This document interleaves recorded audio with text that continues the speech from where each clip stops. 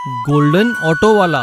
चंदर श्याम नगर में अपने पिता के साथ रहता था। वह कोई काम नहीं करता था, बस पूरा दिन आवारा लड़कों के साथ इधर उधर घूमता रहता था। चंदर के पिता एक ऑटो ड्राइवर थे।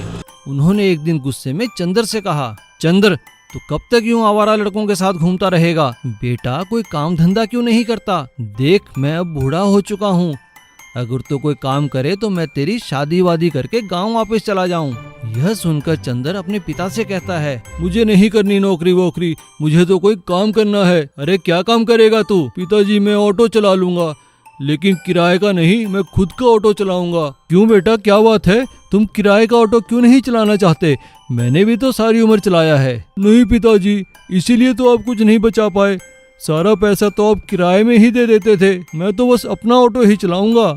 यह सुनकर चंदर के पिता सोच में पड़ जाते हैं और वो मेहनत करके एक एक पैसा जोड़कर चंदर को एक ऑटो खरीद कर ला देते हैं। यह देखकर चंदर खुश हो जाता है और अपने पिता से कहता है, पिताजी आपका बहुत बहुत धन्यवाद। अब देखना मैं कैसे इस लोहे के ऑटो को गोल्डन ऑटो में बदल देता हूँ। अगले ही दिन से चंदर ऑटो चलाना शुरू कर देता है और वह अपना काम बहुत मेहनत और ईमानदारी से करता है। वह कभी भी किसी सवारी को जाने से मना नहीं करता था। अरे भैया ऑटो रिक्शा वाले जरा रुकना, कृष्णा गली चलोगे? हाँ हाँ मैडम जरूर चलेंगे। कितने पैसे लोगे? मैडम जितने पैसे मीटर में बने वही दे देना। मीटर से चलोगे? अरे वाह, ये बात तो आजकल सुनने को भी नहीं मिलती। बहुत अच्छे भैया। चंदर अपने व्यवहार के कारण बाकी ऑटो वालों से अधिक काम करने लगा। काम के साथ साथ वह अपने ऑटो को गोल्डन कलर में सजाने लगा। उसने अंदर से पूरे ऑटो को गोल्डन कलर से रंग दिया। चंदर की तरक्की देख सभी ऑटो वाले उससे जलने लगे और उससे कहने लगे, अरे चंदर भाई कितना सजाएगा अपने ऑटो को? तू तो सवारियों से पैसे भी जायज ही लेता है। नहीं भाई ऐसी बात नहीं, सवारियां तो भगवान की तरह है और यह ऑटो मेरा मंदिर। चंदर के इसी व्यवहार के कारण सवारियां भी कहती थी, भाई अगर जाना हो तो चंदर के गोल्डन ऑटो में ही जाना, क्योंकि चंदर का ऑटो भी गोल्डन है और चंदर का व्यवहार भी गोल्डन है। और चंदर अपने व्यवहार के कारण शहर में गोल्डन ऑटो वाले के नाम से प्रसिद्ध हो जाता है। गिरपुर नामक एक गांव में दो चोर मोनू और सोनू हुआ करते थे। वे बहुत खतरनाक और शातिर चोर थे। अरे सोनू, हम लोग पुलिस बन जाते हैं, ऐसे हम लोग बहुत पैसे कमा सकते हैं। अगले ही दिन दोनों पुलिस का वर्दी पहनकर रास्ते में खड़े हो गए। अरे सोनू, उस साइकिल वाले को रोको। साइकिल वालों को रोककर सोनू ने पैसे मांगना शुरू किया। बिना हेलमेट के साइकिल चलाना जुर्म है, निकाल 1000 रुपए। अरे साहब, साइकिल चलाने के लिए कौन हेलमेट पहनता है और मेरे पास 1000 रुपए भी नहीं है। अरे बेवकूफ, सड़क के ऊपर चलने वाला हर किसी को हेलमेट पहनना जरूरी है। ऐसा बोलते हुए सोनू और मोनू ने मिलकर साइकिल को जब्त कर लिया और साइकिल वाला दुखी होकर सड़क पर खड़ा रह गया। अरे सोनू, उस ऑटो वाले को रोको। क्या हुआ साहब, मेरे पास तो पेपर्स लाइसेंस सब है। तुझे मालूम नहीं क्या, ट्रिपल राइडिंग करना जुर्म है, निकाल 1000 रुपए। अरे साहब ये तो ऑटो है। मोनू ने ऑटो को भी जब्त कर लिया और अपनी जीप के पैसे रख दिया। दोनों मिलकर ऐसे ही गाड़ियों को रोककर जब्त करने लगे। ये सब कुछ एक प्रेस वाला पेड़ के पीछे से वीडियो शूट कर रहा था।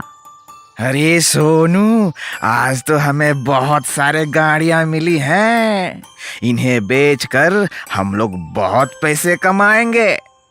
तभी प्रेस वाले ने गांव वालों को लेकर उन चोरों को घेर लिया और कैमरा में रिकॉर्ड हुए दोनों चोरों की हरकतों को उनको दिखाते हुए बोले, तुम लोग इन गाड़ियों को गांव वालों को वापस कर दो, नहीं तो ये वीडियो असली पुलिस वालों को दिखा देंगे।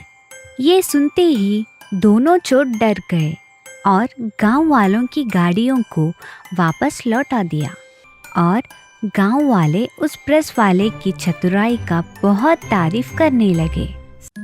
सुंदर नगर में अमित नाम का एक लड़का रहता था, लेकिन मैकेनिकल इंजीनियर होने के बाद भी उसे कोई काम नहीं मिला। एक दिन वह मायूस होकर गांव के चबूतरे पर पेड़ के नीचे बैठा हुआ था। तभी एक बुजुर्ग स्कूल टीचर वहां से गुजरे। गुरुजी प्रणाम। प्रणाम। अरे कौन? अमित, कैसे हो बेटा? क्या कर रहे हो आजकल? बस गुरुजी, इसी सवाल का जवाब दे रहा हूँ सबको। बहुत दुखी लग रहे हो बेटा। हाँ गुरुजी, इतनी पढ़ाई लिखाई करने के बाद भी कोई काम नहीं मिला। बेटा, तुम तो होशियार हो, मेहनती हो, कुछ भी काम कर लो। कल से तुम मेरे बेटे की मोटर वर्कशॉप में आ जाओ। अमित अगले ही दिन से गुरुजी के बेटे विक्रम की मोटर वर्कशॉप में काम करने लगता है। वह काम में इतना निपुण होता है कि किसी भी गाड़ी को देखते ही देखते ठीक कर देता है। एक दिन खाली बैठे बैठे उसके मन में कुछ नया करने का विचार आया, तो उसने विक्रम से कहा, विक्रम भाई, क्या मैं वर्कशॉप में पड़ा पुराना सामान इस्तेमाल कर सकता हूँ? हाँ हाँ, क्यों नहीं, बिल्कुल कर सकते हो। अमित अगले ही दिन से काम के साथ साथ खाली समय में अपना आविष्कार करने में लग जाता है। वह एक वैन की फ्रेम पर एक बड़ा इंजन रखकर उसमें गियर बॉक्स फिट कर देता है और उसमें बड़े और पतले टायर लगाता है। कुछ ही दिनों में वह एक ऐसी गाड़ी तैयार करता है जो दिखने में तो वैन जैसी लगती थी, लेकिन उसकी ऊंचाई काफी थी। वह गाड़ी इतनी ताकतवर थी कि किसी भी तरह के उबड़-खाबड़ रास्ते पर बड़े आराम से चलती थी। अमित और विक्रम जब अपनी गाड़ी लेकर सड़क पर निकले तो सभी लोग उसे देखकर हैरान हो गए। तभी गांव के चौराहे पर पुलिस वालों ने उनकी गाड़ी को रोककर कहा, ऐसा नमूना लेकर निकलोगे तो तुम किसी को मार डालोगे, दोबारा इसे सड़क पर लेकर मत आना। कुछ दिनों बाद गांव में बहुत तेज बारिश होती है और पूरे गांव में पानी भर जाता है। कोई भी गाड़ी इस भरे पानी में नहीं चल पाती, इस कारण गांव वालों तक मदद नहीं पहुंच पाती है। तभी अमित अपनी गाड़ी को चलाना शुरू करता है। उसकी गाड़ी ऊंचे होने के कारण पानी में नहीं डूबती और ताकतवर होने के कारण पानी में बड़े आराम से चल पड़ती है। वह अपनी गाड़ी में खाने पीने का सामान और दवाइयां रखकर बाढ़ के पानी से घिरे लोगों के घर घर तक पहुंचाता है। सभी लोग उसकी तारीफ करते हैं और बाढ़ का पानी खत्म होने पर गांव के सभी लोग अमित और विक्रम को सम्मानित करते हैं। तब गुरुजी कहते हैं, हमें हर किसी के काम का सम्मान करना चाहिए, पता नहीं कब किसी की बनाई चीज हमारे काम आ जाए। Flying auto. नंदनगर में सोमू अपना ऑटो चलाता था। वह बहुत ही मेहनती और मिलनसार था। वह अपने ऑटो में बैठने वाले सभी लोगों से बड़े ही प्यार से बातें करता था, उन्हें सही जगह और सही पैसे लेकर पहुंचाता था। भैया, यूनिवर्सिटी चलोगे? हाँ जी, जरूर चलेंगे। कितने पैसे लेंगे आप? जो मीटर से बन जाए। ठीक है, मगर जरा जल्दी पहुंचा देना, एग्जाम के लिए मुझे बहुत देर हो रही है। सोमू तेजी से ऑटो चलाकर उसे यूनिवर्सिटी पहुंचा देता है। उस इलाके के सभी लोग सोमू को फ्लाइंग ऑटो वाले के नाम से जानने लगे, क्योंकि वह ऑटो ऐसे चलाता था मानो कि ऑटो उड़ रहा हो। सोमू का काम सही चल रहा था, बाकी सभी ऑटो वाले उससे जलने लगे। ये सोमू का कुछ करना होगा, सारी सवारियां इसी के ऑटो में बैठती है। अरे हाँ भाई, तुम ठीक कहते हो। एक दिन जब सोमू अपना ऑटो स्टैंड पर खड़ा कर कहीं काम पे चला गया तो एक ऑटो वाले ने उसके ऑटो की ब्रेक फेल कर दी।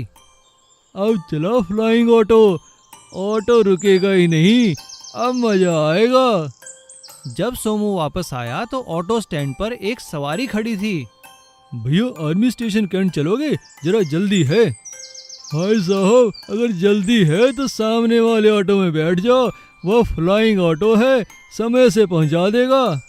हाँ हाँ, आइए सर, मैं आपको समय पर पहुंचा दूंगा, बस आप ये अपना बड़ा पैकेट ऑटो के पीछे बांध दीजिए। और सोमू सवारी को ऑटो में बिठा अपनी स्पीड पकड़ लेता है और स्टेशन कैंट की ओर चल पड़ता है। बाकी सभी ऑटो वाले उसके जाते ही हंसने लगते हैं। हा हा हा हा, अब आएगा मजा, जब ऑटो रुकेगा ही नहीं। अब फ्लाइंग ऑटो खत्म। आधे रास्ते में आते ही जैसे ही सोमू ने स्पीड कम करने की कोशिश की तो वह देखता है कि ब्रेक तो लग ही नहीं रहे। अरे अरे, मेरे ऑटो को क्या हो गया, मेरी ब्रेक क्यों नहीं लग रही? तभी वह आदमी कहता है, क्या हुआ भैया ऑटो वाले, तुम्हारी तो स्पीड कम नहीं हो रही, एक्सीडेंट करोगे क्या? अरे अरे नहीं सर, ऐसा नहीं है, आप फिक्र ना करें, मैं आपको सही सलामत पहुंचा दूंगा। सोमू ऑटो को गलियों से निकालकर एक खुली सड़क पर ले आता है। तभी ऑटो में बैठी सवारी बोलती है, अरे भैया ऑटो वाले, तुम फिक्र न करो, मैं अभी पीछे बंधा पैराशूट खोल देता हूँ। क्या कहा सर, पैराशूट? हाँ हाँ पैराशूट। तुम्हें पता नहीं मैं आर्मी में हूँ और अपना पैराशूट लेकर कहीं जा रहा था। और उसने ऑटो में बैठे बैठे ही हाथ बाहर निकालकर पैराशूट की रस्सी खोल दी और पैराशूट के खुलते ही हवा का दबाव कम होने से ऑटो की स्पीड कम हो गई और ऑटो रुक गया। आपका बहुत बहुत धन्यवाद सर। भैया धन्यवाद तो आपका भी, आप सबको सही समय पर पहुंचाते हैं ना, लेकिन बाकी लोगों से सावधान रहे। सोमू उस आदमी का धन्यवाद करता है और अपना ऑटो सही कराकर फिर से चलाने लगता है और फ्लाइंग ऑटो खत्म नहीं होता।